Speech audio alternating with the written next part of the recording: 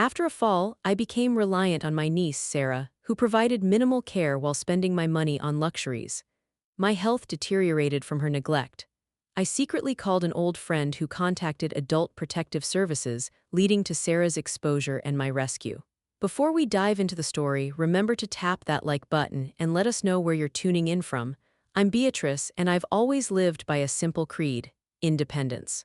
Even at 78, my days were a carefully orchestrated symphony of gardening, reading, and volunteering at the local historical society, where I'd spend hours dusting ancient tomes and sharing forgotten stories. My small cottage, nestled among towering oaks and fragrant jasmine, was more than just a house. It was a sanctuary, a testament to a life lived on my own terms after my dear husband, Arthur, passed almost 2 decades ago. We had no children, and my only living relative, my niece Sarah, was a kind, albeit somewhat distant, presence in my life. She lived a few towns over, a whirlwind of modern ambition, always busy with her career and social engagements. Our interactions were mostly polite phone calls and holiday visits, marked by her hurried "Love you, Aunt Beatrice, gotta run." She was bright, energetic, and always seemed to be chasing the next big thing, a stark contrast to my quiet, ordered existence. I admired her drive, even if I didn't always understand it. But then came the fall. A mundane, ordinary afternoon transformed into a nightmare by a rogue patch of black ice on my porch steps. One moment, I was admiring a particularly vibrant cardinal perched on a bare branch. The next, the world spun into agonizing clarity. A searing pain, a sickening crack, and then the cold, hard ground. A shattered hip. The ambulance ride was a blur of flashing lights and muffled voices. At the hospital, the doctors were kind but firm. Recovery would be long, painful, and require constant, meticulous care. My independence, my very identity, felt as fractured as my bone. I lay in that stark white hospital bed, looking out at the gray winter sky, a profound sense of helplessness washing over me. How would I manage? Who would take care of me? My carefully constructed world seemed to be crumbling. That's when Sarah stepped in. She arrived at the hospital a day after the accident, a whirlwind of concern and efficiency, her bright smile a balm to my raw nerves. She looked so capable, so reassuring. "Don't you worry, Aunt Beatrice," she chirped, brushing a stray strand of hair from my forehead. Her touch was gentle, her voice soft. "I'm here now. We'll get you back on your feet in no time." She spoke with such conviction, such unwavering confidence, that a wave of relief washed over me. I felt a knot in my chest begin to loosen. She seemed genuinely concerned, her eyes earnest, her brow furrowed with what appeared to be genuine worry. I had always admired her drive, but now I saw it as a life raft. She moved into my cottage a week later, a flurry of activity that quickly took over my quiet home. She reorganized my pantry, making appointments with doctors and physical therapists, and handled my mail with an efficiency that initially impressed me. She even insisted on taking over my finances, citing my need for complete rest and recovery. "It's just easier, Auntie. You focus on getting better, I'll manage the pesky bills," she'd said, her hand gently squeezing mine. Her argument was persuasive, logical even, given my limited mobility and my heavy reliance on pain medication. It felt like a monumental weight had been lifted, a burden I hadn't realized I was carrying. I was grateful, truly, grateful for her presence, her apparent selflessness. I told myself I was lucky to have such a caring niece. "Thank you, Sarah," I'd whispered, my voice weak from pain and the lingering haze of medication. "You're a godsend." Her smile in response was wide, almost triumphant, though I was too weak to notice at the time. I saw my savings, the fruit of a lifetime of careful planning and diligent work, as the foundation of my independence, the assurance that I would never be a burden. Now that foundation was entirely in Sarah's hands. The trust I placed in her was absolute, a blind faith born of necessity and overwhelming gratitude. I simply had to trust her. My future, my entire sense of security, rested on her willingness to be my caretaker. I was unaware that this faith, this absolute reliance, was about to be shattered, leaving me in a different kind of pain, a deeper, more profound solitude than I had ever known. My world, once a well-ordered garden, was about to become a barren wasteland, harvested by hands I thought I could trust implicitly. The quiet hum of my peaceful life was about to be replaced by a chilling silence. The first few weeks were a blur of pain, medication, and sleep. Sarah was attentive, ensuring I took my pills on schedule, bringing me bland but nourishing meals, and helping me with my physical therapy exercises, which were excruciating but necessary. "Just a few more steps, Auntie, you're doing great," she'd encourage, her voice bright and seemingly full of genuine enthusiasm. I clung to her words, to her presence. The loneliness that had often been a quiet hum in my life, a familiar companion since Arthur passed, was now replaced by the comforting sound of another person moving about the house. I had always prided myself on my self-reliance, my ability to navigate life's challenges alone. But this injury had stripped me bare, leaving me vulnerable and dependent. Sarah was my lifeline, or so I believed. She handled all my mail, sorted through my bills, and even took over my social security and pension payments, saying it would simplify things for me and reduce my stress. "No need for you to stress about numbers, Auntie. Just focus on healing," she'd often say, tucking the financial documents away in a drawer before I could even glance at them, or sometimes simply telling me she'd taken care of them. I never questioned her. Why would I? She was my niece, my only family, and she was helping me through my darkest hour. "Whatever you think is best, dear," I'd murmur, my mind still hazy from the pain and medication, too tired to argue, too grateful to doubt. As the weeks turned into months, the subtle shifts began. At first, they were imperceptible, like the slow creep of shadows across a sundial. Sarah's once attentive presence started to wane. Her quick errands grew longer, stretching into entire afternoons. Her calls about urgent meetings became more frequent, often leaving me alone for hours on end. Meals became less regular. Sometimes, a hastily prepared sandwich would be left by my bedside, a dry, unappetizing offering. Other times, I'd wait for hours, my stomach grumbling with a hollow ache, until she finally returned, full of excuses. "Oh, Auntie, I'm so sorry, work was just insane today," she'd offer, her voice laced with feigned exhaustion, as if I, confined to my bed or the armchair, couldn't tell the difference between genuine fatigue and a dismissive excuse. The vibrant flavors of my usual home-cooked meals, which I had once prepared with such joy, were replaced by bland, processed foods or sometimes, nothing at all. I noticed she was spending more time out of the house, often returning late, her clothes smelling faintly of expensive perfume and alcohol, not the clean scent of my cottage. "Just a small gathering, Auntie," she'd say, waving a dismissive hand, her eyes slightly glazed. "Nothing for you to worry about." My physical therapy sessions, once a consistent and vital part of my routine, became sporadic. "The therapist canceled," she'd claim, or "I couldn't get through to them, they're so busy." My muscles, which had steadily been regaining strength, began to atrophy again. The discomfort in my hip, which had started to subside, returned with a dull, persistent throb. "It's just the healing process, Auntie," she'd assure me, her eyes flitting away, avoiding my gaze. "These things take time, you know, don't push yourself too hard." She'd even imply that I was being overly demanding, despite my quiet requests. I longed for the outdoors, for the feeling of sun on my skin and the sweet, familiar scent of my jasmine, but she insisted I stay indoors, citing the risk of another fall. "It's for your own good, Auntie," she'd repeat, her voice firm, leaving me confined to my bed or the armchair by the window, watching the world move on without me, feeling like a prisoner in my own home. My beloved books, once within arm's reach on my bedside table, were now stacked on a distant shelf in the living room, as if intentionally placed out of my grasp. "You need your rest, Auntie," she'd say, whenever I asked her to retrieve one. "Reading strains your eyes, and you need to preserve your energy."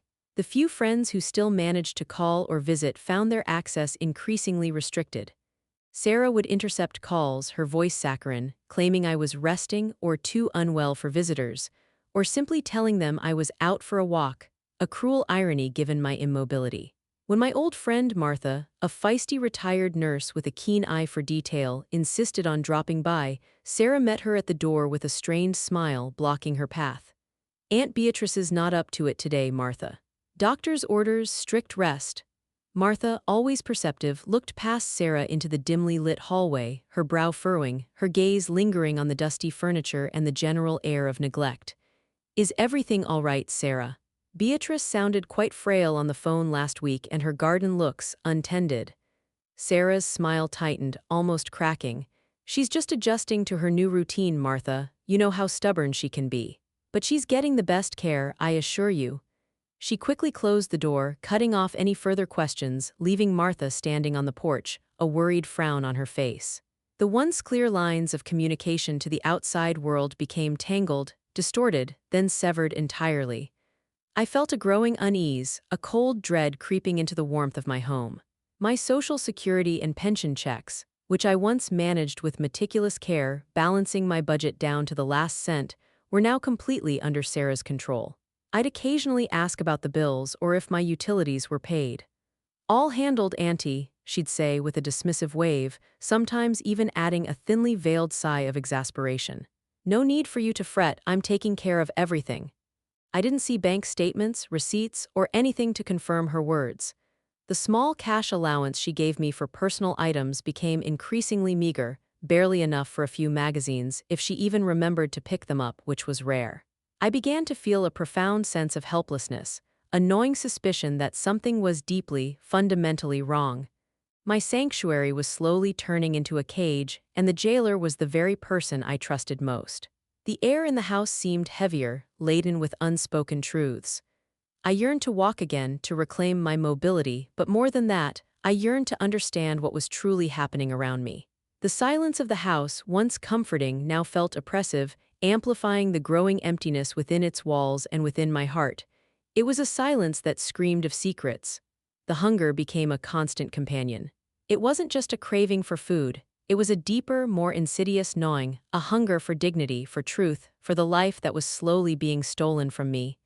Sarah's absences grew longer, her excuses thinner and more transparent. Days would pass with only a meager plate of crackers or a cold can of soup left on my bedside table, sometimes not even that. My body, once strong and vibrant, began to waste away. My clothes hung loosely on my shrinking frame, my skin grew sallow and papery, and my once sharp mind felt dulled by constant fatigue, dehydration, and the relentless pangs of malnutrition. My energy levels plummeted, leaving me too weak to even raise my voice above a whisper. "Sarah," I'd croak, my voice hoarse and strained from disuse, "I need something more substantial. I'm so weak I can barely move." She'd sigh dramatically, her eyes rolling with what appeared to be genuine exasperation, though I now knew it was an act. "Auntie, you're just not eating enough, you're getting so picky in your old age. I just made a big grocery run, there's plenty of food in the fridge." But the refrigerator remained sparsely stocked, mostly with her gourmet coffee and expensive imported cheeses, items never meant for me, her needs taking precedence over mine. She seemed to be getting plumper, her skin glowing, while I dwindled. One particularly long day, when Sarah had been gone for hours, the hunger became unbearable, a desperate, clawing emptiness in my stomach. It gnawed at me, a painful, burning knot twisting inside me. I tried to reach for the glass of water on my nightstand, my hand trembling violently, sending it crashing to the floor. The sound, amplified in the silent, empty house, startled me, echoing eerily. I lay there, helpless, tears of frustration and despair stinging my eyes, pooling in the hollows of my temples. The shards of glass glittered maliciously on the polished wood floor, just out of reach. Sarah returned hours later, her face flushed, her hair perfectly coiffed, a brand new designer handbag slung over her shoulder, a shiny new ring glinting on her finger. She barely glanced at the shattered glass. "Oh, Auntie, clumsy much? You're always making a mess. I just got home and you're already creating more work for me." She didn't offer to clean it, didn't offer a word of comfort. She simply walked past, heading directly to her room, humming a cheerful tune. The casual cruelty of her indifference was more painful than the physical ache. Later that evening, after she'd finally left a small, unappetizing bowl of instant oatmeal on my bedside table, I overheard her on the phone in her room, her voice hushed but distinct, carrying through the thin walls. "Look, I told you, she's practically a vegetable. Doesn't know what day it is. It's easy pickings. The pension check's clear next week, then we're set for Bali, can you believe it? I just cashed out another one of her old investment accounts for that down payment on the new car." Bali, investment accounts. The new car. The words slammed into me, each one a sharp, stinging blow knocking the wind out of my already weak lungs. My mind, despite its fog of hunger and pain, latched onto those fragments, pieces of a puzzle I hadn't realized I was solving. Investment accounts. I had a small, private retirement fund that only I knew about, separate from my main accounts, a secret nest egg I'd squirreled away for emergencies, a personal safety net I'd never touched. How could she know about it? And Bali? She was using my money, the money meant for my care, for my secure future, for luxury vacations and expensive cars. Suddenly, every dismissed meal, every canceled physical therapy session, every restricted visitor, every dismissive comment and impatient sigh clicked into place, forming a horrifyingly clear picture. The realization hit me with the force of a physical blow, a wave of cold, righteous fury. She wasn't caring for me, she was exploiting me. I wasn't a beloved aunt. I was an ATM, a source of income to be drained dry while I withered away. The pain in my hip, the hunger in my stomach, the deep, aching loneliness in my heart, it was all by design. She wanted me helpless, dependent, and isolated, so she could continue her cruel charade without interference. The truth was a bitter pill, harder to swallow than any bland meal she'd left for me. The person I had trusted, the person I had allowed into my most vulnerable moments, was systematically robbing me blind and neglecting my most basic needs. My own niece. The thought was a sickening twist in my gut, a bitter aftertaste that lingered on my tongue. I closed my eyes, a single tear tracing a path down my gaunt cheek. It wasn't just my money she was stealing. It was my dignity, my well-being, my very life force. But even as the despair threatened to overwhelm me, a flicker of something new ignited within me, a tiny ember of defiance. I was old, yes, and frail, but I was not dead. And I was not a vegetable, not yet, not by a long shot. The fight, I realized with a sudden surge of resolve, had just begun. The immediate aftermath of the truth was a chilling clarity. The fog of pain and malnutrition began to lift, replaced by a cold, sharp resolve that hardened my will. I had to get help. But how? My own simple flip phone, which I rarely used, was always out of reach, usually tucked away in a drawer Sarah had locked, or worse, on Sarah's person in her designer handbag. My cottage, once a haven of warmth and comfort, now felt like a prison, its walls closing in on me. Every rustle outside my door, every creak of the floorboards, sent a jolt of anxiety through me. I knew Sarah was watching, always watching, her eyes scanning for any sign of defiance or independent thought. She controlled every aspect of my life, from my medication schedule to my access to the outside world. I had to be careful, meticulous, and agonizingly patient. One wrong move, and I feared my last chance would vanish. My mind, though weakened by my physical state, began to strategize with a newfound clarity. I remembered a small, rarely used emergency contact card I kept tucked away in an old, leather-bound book on my nightstand. It held Martha's number, my old friend, the feisty retired nurse who always had a clear head and a practical solution. If only I could get to it. One afternoon, while Sarah was out on one of her extended errands, I suspected she was at the mall or a spa. Given her increasingly pampered appearance, I began my perilous journey. It took every ounce of strength I had, a reserves I didn't know I possessed. Gritting my teeth against the searing pain in my hip, I slowly, agonizingly began to inch my way out of bed. The floor was cold and unforgiving against my bare feet. Each movement was a Herculean effort, a battle against my own failing body. I dragged myself across the room, using the heavy antique dresser and the solid wooden chair as unsteady anchors, pausing frequently to gasp for breath, my chest heaving. The nightstand, usually so close, seemed miles away, an unreachable peak. My breath hitched in my throat, a painful rasp. Finally, after what felt like an eternity, my trembling fingers brushed against the cool wood of the nightstand. I fumbled through the dusty, leather-bound pages of my favorite poetry book, a collection of Frost's timeless verses. Yes, there it was, tucked securely inside, just where I'd left it years ago. Martha's number, written in my own shaky hand, a lifeline. Now, for the phone. I knew Sarah often left her purse in the living room when she came home, sometimes even leaving her sleek smartphone on the coffee table while she took a shower. It was a slim chance, a desperate gamble, but my only chance.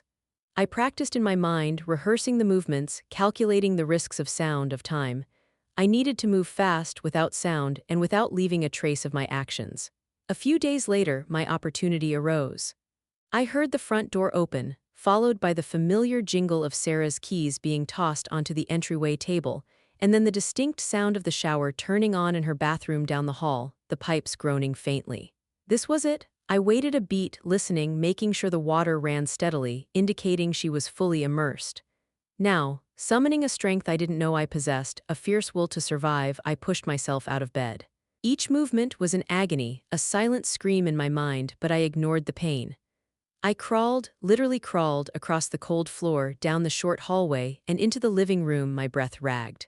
There it was, Sarah's designer purse, carelessly tossed onto the armchair, her sleek smartphone peeking out of a side pocket, its polished surface glinting in the dim light. My fingers, stiff and clumsy with age and weakness, fumbled with the zipper, my heart hammering against my ribs like a trapped bird. I pulled it out, my hopes plummeted when I saw the screen. It lit up, but it was locked. A wave of despair washed over me. Then a thought, a tiny spark of remembrance. Sarah often used her own birthday as a passcode. She was so proud of it. It was worth a try. I carefully typed in the numbers, my fingers shaking so much it was difficult to hit the correct digits. The screen flashed, unlocked. A small, choked sob of relief escaped my lips, a sound so quiet I barely heard it myself. I quickly navigated to the contacts, scrolling through names until I found Martha. My finger hovered over the call button, my thumb aching. What if Sarah came out of the shower? What if she heard me? What if the connection failed? The risk was immense, terrifying, but the alternative was far worse: to simply give up and waste away. I pressed call. It rang, once, twice. And then Martha's familiar, no-nonsense voice filled the quiet room. "Hello, Martha," I whispered, my voice barely audible, raw with emotion, tears welling in my eyes. "It's Beatrice, I need help." "Please?" My words tumbled out, a frantic, desperate torrent of truth: the neglect, the hunger, the stolen money, the isolation, the fear. Martha listened, her silence punctuated by sharp intakes of breath, a sign of her shock and growing horror. "Beatrice, stay calm. Where's Sarah now? Is she there with you?" "She's in the shower," I rasped, glancing nervously towards the hallway, my heart pounding against my ribs. "I don't have much time. Please, you have to help me." "Don't worry," Martha said, her voice suddenly firm and reassuring, a lifeline across the phone lines. "I'm calling the police. I'm calling Adult Protective Services. Just stay put, Beatrice. Help is coming. Don't let her know you called. Don't let her suspect a thing." I heard her quickly give a series of instructions to someone else on her end, then a dial tone. The phone slipped from my trembling fingers. I wiped the screen clean with my sleeve, careful to leave no trace, and quickly, silently replaced it in Sarah's purse. Then, with renewed agony, I dragged myself back to my bed, collapsing onto the pillows, feigning sleep, my heart pounding in my chest. The agonizing crawl back felt even longer than the journey out. I lay there, listening, waiting, dreading Sarah's return, but clinging to the fragile hope that help was finally on its way. The weight of secrecy was almost as heavy as the pain in my body, but the spark of hope was brighter. The next day was an agonizing wait, each hour stretching into an eternity. Every creak of the floorboards, every distant siren, sent a jolt of adrenaline through my veins. Sarah, still oblivious to my desperate plea for help, continued her routine, leaving me a meager breakfast, a couple of dry crackers and a small glass of lukewarm water before disappearing for hours, only to return with new shopping bags and a triumphant air. I forced myself to eat what little she left, conserving every crumb of strength, knowing I would need it for whatever was to come. My mind, now clearer than it had been in months, felt sharper, fueled by the hope of rescue and the burning desire for justice. I imagined Martha, her determined face, making those calls, orchestrating the arrival of help, a true friend indeed. Late that afternoon, as the sun began to dip below the horizon, casting long shadows across my bedroom wall, I heard it. Not Sarah's usual hurried footsteps, but the distinct, measured tread of multiple people approaching the front door. Then, a firm, insistent knock. Not Sarah's familiar rap, but something official, authoritative. My heart leaped, a frantic flutter in my chest. It was them. I heard Sarah's confused voice from the living room. "Who is it? Can I help you?" Another knock, louder and more insistent this time, echoed through the cottage. "Police. We'd like to speak with a Sarah Jenkins and Beatrice Vance." A beat of stunned, terrifying silence. Then Sarah's voice, forced, laced with artificial cheerfulness, a thinly veiled attempt at normalcy. "Oh, officers, what a surprise. Is everything all right? Is there a problem?" I heard the murmur of voices, too low to discern the exact words, but the tone was serious, unyielding. Then Sarah's voice again, now edged with a brittle defensiveness, a tremor of panic. "Beatrice.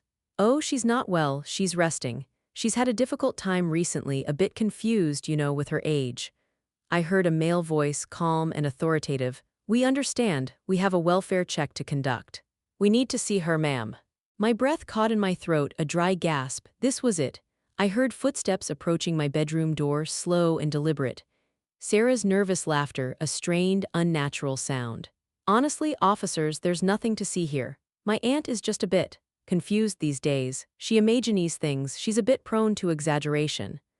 The door creaked open, and Sarah stood there, her smile tight, a mask of forced politeness, her eyes darting nervously between me and the two imposing figures behind her. One was a uniformed police officer, a tall, steady-eyed man with a kind but stern expression. The other was a woman in plain clothes, carrying a clipboard, her gaze gentle but piercingly assessing.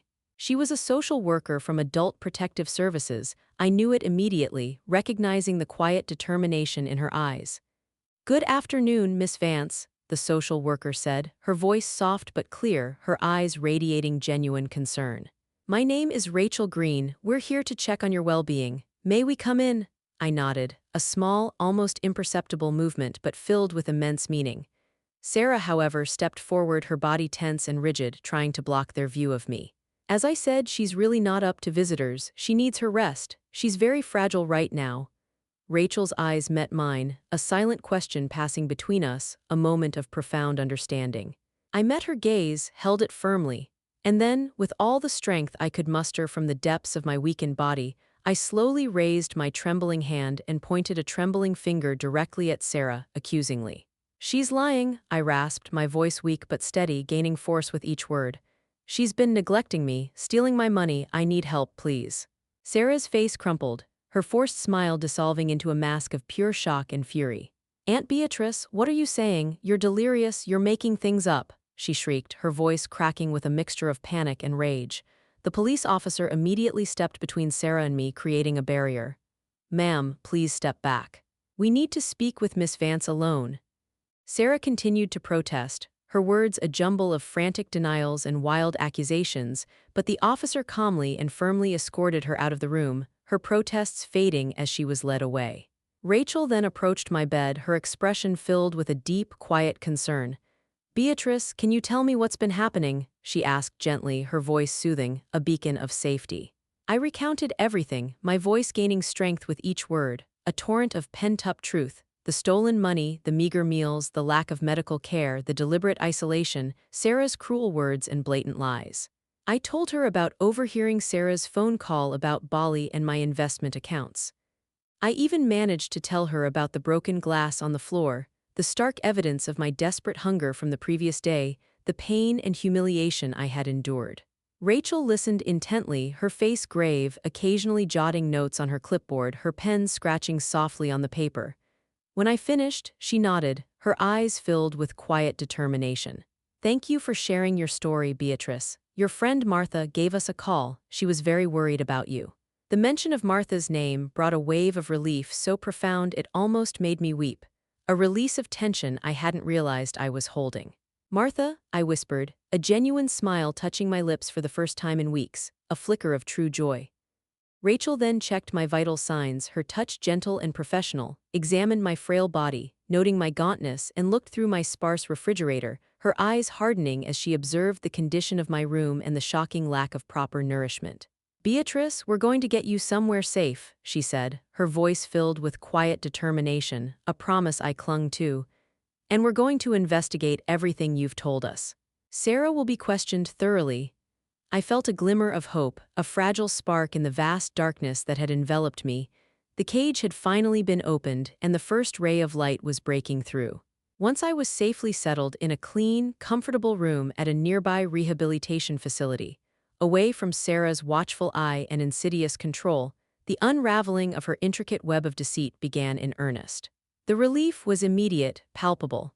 The constant gnawing hunger subsided, replaced by nourishing, regular meals that slowly brought color back to my cheeks and strength back to my limbs.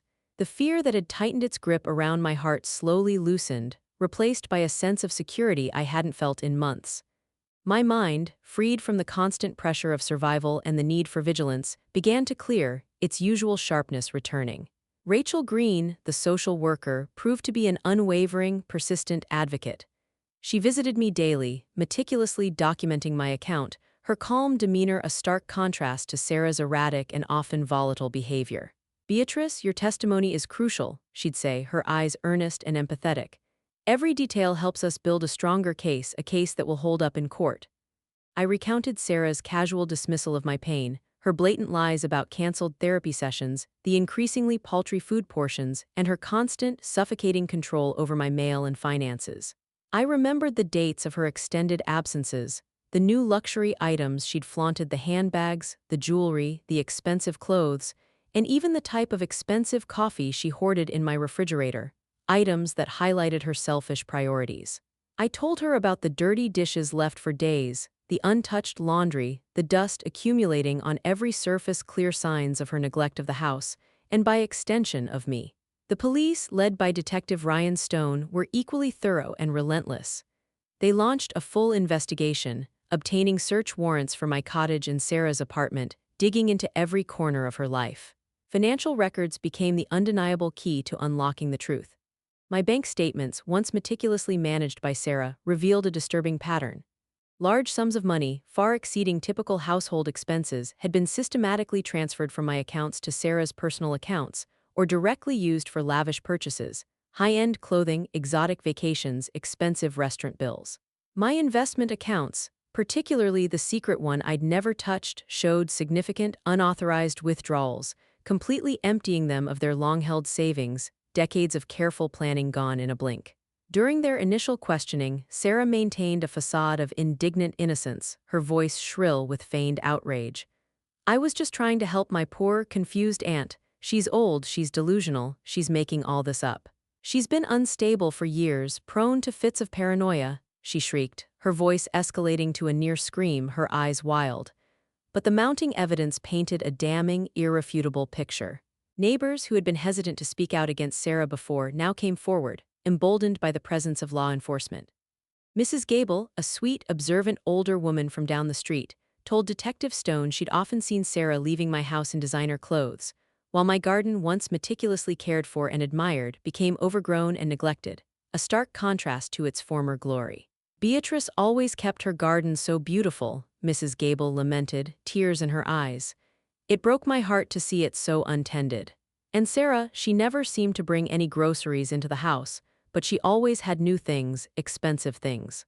My friend Martha provided a pivotal piece of evidence, a detailed log of her increasingly frustrated attempts to reach me and Sarah's consistent blocking of her calls and visits, complete with dates and times. "I knew something was wrong," Martha told Rachel and Detective Stone, her voice firm. "Beatrice wouldn't just stop talking to me, not like that, and Sarah always had an excuse, too many excuses." The records from my physical therapist confirmed Sarah's lies.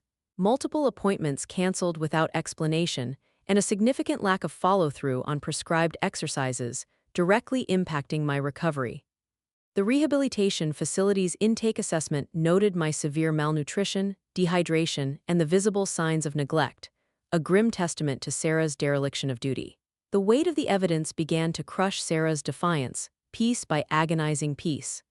Faced with undeniable proof, she shifted her narrative, trying to portray herself as an overburdened caregiver, driven to desperation by my supposed demands and stubbornness. "She was so difficult, so stubborn, I just couldn't cope. It was too much for one person." She sobbed during a later interrogation, but her tears seemed forced, a performance, her remorse utterly absent, replaced by self-pity. The police also uncovered damning text messages between Sarah and a friend, bragging about her easy money and her extravagant plans for upcoming trips to Bali and the Caribbean, confirming my overheard phone call and exposing the callousness of her intentions.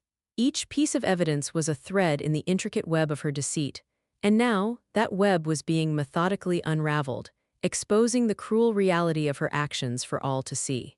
The cottage, once a symbol of my independence and peace, became a crime scene, a place where a calculated betrayal had unfolded. The silence that once permeated my life, once a comfort, now echoed with the resounding proof of her guilt. The day I testified in court was a pivotal one, not just for the legal case, but for me personally.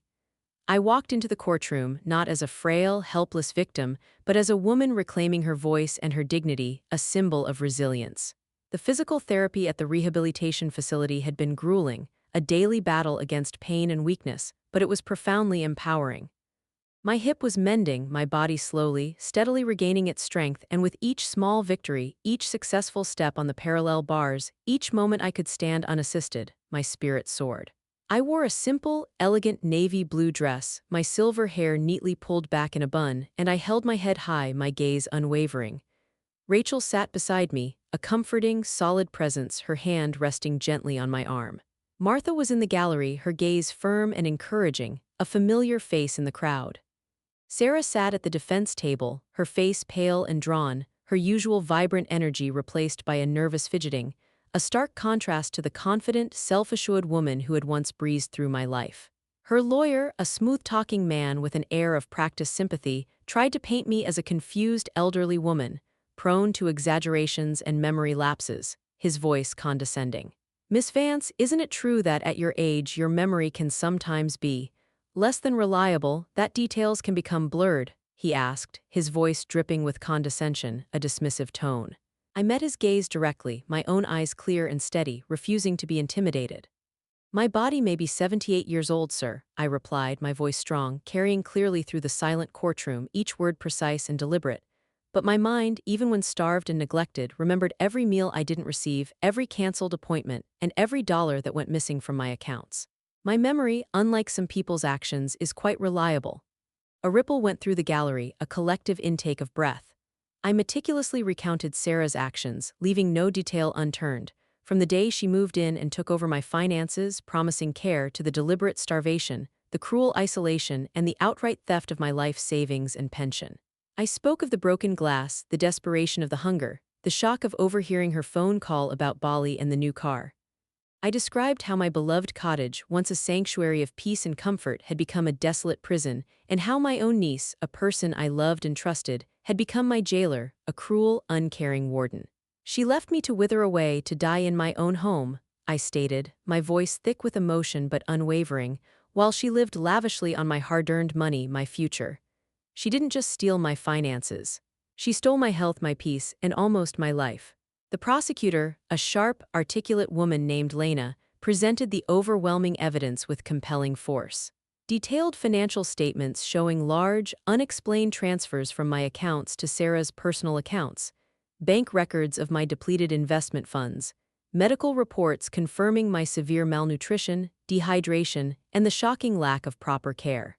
Powerful testimony from Martha and Mrs. Gable, detailing Sarah's evasiveness and my visible decline. And even the incriminating text messages and phone records from Sarah's own phone, which she had thoughtlessly left unsecured. "The evidence," the prosecutor stated, her voice ringing with conviction, "clearly demonstrates a pattern of systematic elder abuse, egregious financial exploitation, and criminal neglect. This was not merely negligence. This was a deliberate, calculated act of cruelty for personal gain." Sarah's lawyer attempted to discredit my testimony, questioning my mental state and suggesting I was overly sensitive, even manipulative. But I stood firm, calmly correcting his misrepresentations, my answers unwavering, my composure unshakable. "I was a librarian for 50 years, sir," I stated, when he tried to twist my words about my collection of books and my love for order. "I know the difference between fact and fiction, between a story and a lie, and the truth, in this case, is not negotiable." When Sarah took the stand in her own defense, her performance was a mixture of tearful apologies and defiant denials, a desperate attempt to salvage her image. She tried to blame her own financial struggles, her overwhelming stress of caring for me, and even claimed I had insisted she take the money for her hard work, portraying herself as a selfless caregiver driven to desperate measures. "It was so much pressure," she sobbed, dabbing at dry eyes. "I was just trying my best and she's so demanding." But her forced tears and inconsistent story crumbled under the prosecutor's sharp, incisive cross-examination. Her lavish spending habits, meticulously detailed through bank statements and credit card bills, starkly contradicted her claims of financial hardship due to caring for me. Her supposed sacrifices were exposed as a cynical charade. The jury, comprised of people from all walks of life, listened intently, their faces grim, their expressions revealing their growing disdain for Sarah's deceit. The prosecutor's closing argument was powerful, resonating with the raw emotion of the case. "This case," she declared, her voice rising, "is not just about stolen money. It's about a sacred trust violated, a vulnerable elder betrayed, and a life almost extinguished by the very person who was supposed to protect it. Beatrice Vance's story is a testament to extraordinary resilience, but it is also a cautionary tale of unchecked greed, chilling inhumanity, and the insidious nature of familial betrayal. The weight of the truth in that courtroom was undeniable, suffocating Sarah's flimsy defenses. Sarah's betrayal, once a hidden secret, was now exposed for all to see, stripped bare of its deceptive layers. The reckoning was finally here, and I felt a sense of quiet satisfaction, a profound calm, knowing that justice, however slow and painful its path, was finally within reach. The court's decision was about to restore not just my money but my dignity, my very soul. The verdict came swiftly and decisively, guilty on all counts: elder abuse, financial exploitation, and criminal neglect. The judge, his face grim, sentenced Sarah to a substantial prison term, a decision that brought a quiet, profound sense of relief to me. There were no shouts of triumph from my side of the courtroom, only the steady, collective exhale of justice finally served. Sarah's face was devoid of emotion as the gavel fell, perhaps a final testament to her hardened heart, or perhaps a chilling realization of the consequences of her actions. She simply stared ahead, unblinking, as if the reality hadn't quite sunk in. In the weeks and months that followed, my focus shifted from the courtroom to my recovery and the meticulous process of reclaiming my life piece by piece. The rehabilitation facility was instrumental in my physical healing. With dedicated therapists and a personalized nutrition plan, I slowly, steadily regained my strength. Each successful step on the parallel bars, each moment I could stand unassisted, each additional minute I could walk with my walker, was a victory, a hard-won reaffirmation of my resilience and will to live. My mind, no longer clouded by hunger and fear, was sharp again, planning and strategizing for the future I nearly lost.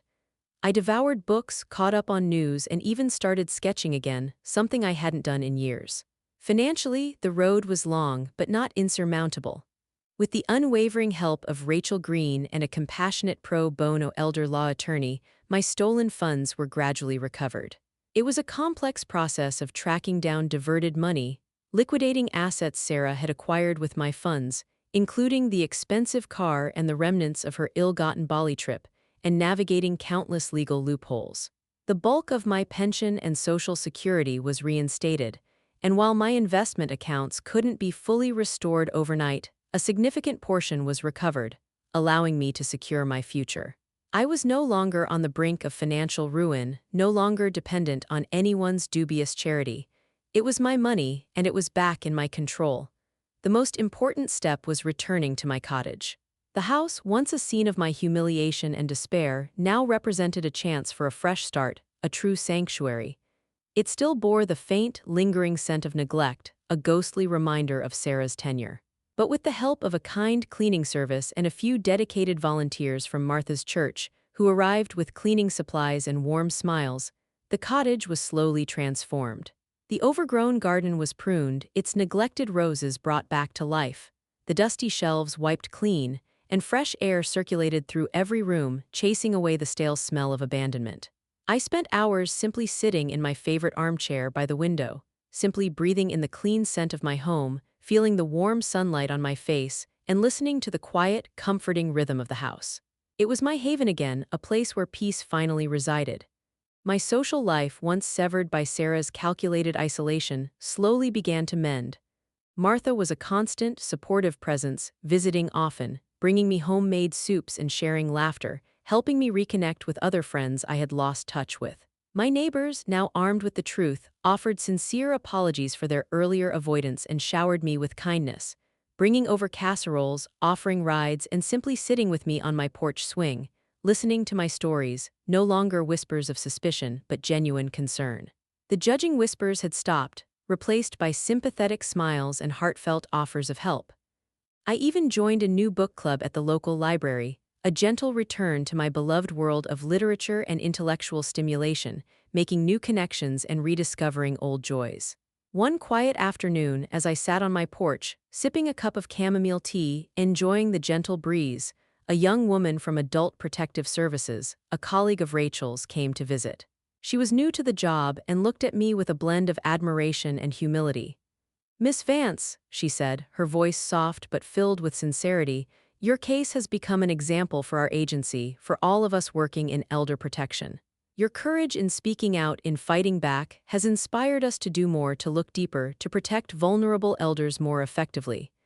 I simply nodded, a serene smile on my face, looking out at my flourishing Jasmine. It hadn't been about revenge, not truly. It had been about justice, about reclaiming what was stolen, and about sending a clear, resounding message that vulnerability should never, ever be met with exploitation. My life wasn't perfectly restored to what it was before the fall. The physical scars remained, a dull ache in my hip on cold mornings, and the emotional wound of betrayal would always be a part of my story, a reminder of human cruelty.